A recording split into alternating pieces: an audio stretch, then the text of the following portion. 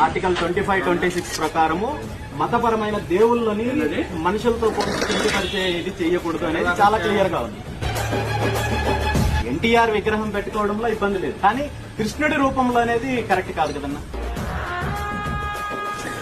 రావణాసుడు వేషాలు, కర్ణుడి వేషాలు, ఇప్పుడు రేపొద్దున్న ఇంటి వేషము ఇంకా 10 మంది కూడా వేస్తారు. ఇప్పుడు వాళ్ళందరినీ కూడా ఇవి తీసుకొని వస్తే అసలు దేవుడిని పూర్తి స్థాయిగా కించపరిచినట్టు అవుతుంది కదా.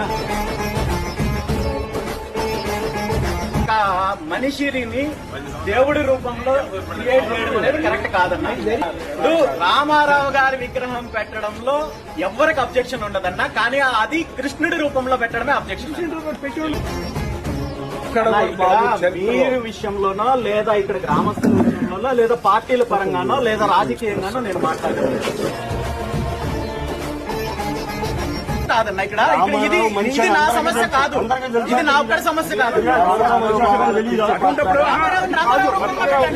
కృష్ణుడి విషయంలో పెట్టడం కుదరదన్నా, 100% కుదరదు. మీరు అనుకుంటే మీ ఇంట్లో పెట్టుకోవచ్చు, పబ్లిక్ గా పెట్టకూడదు కదా. ఇది పొరపాటన్నా.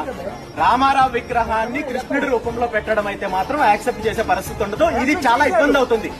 రేపు ఈ కార్యక్రమం జరిగితే మాత్రం దీని పరిణామాలు అయితే తీవ్రంగా ఉంటాయి, ఇందులో డౌట్ లేదు. నేను ఇక్కడ సమస్య గురించి నేను ప్రశాంతంగా మాట్లాడుతుంటే మీరు ఆఫీస్ గురించి మాట్లాడుతున్నారు కదా. నా మండలిగిరి ఆఫీస్ దగ్గరికి రండి.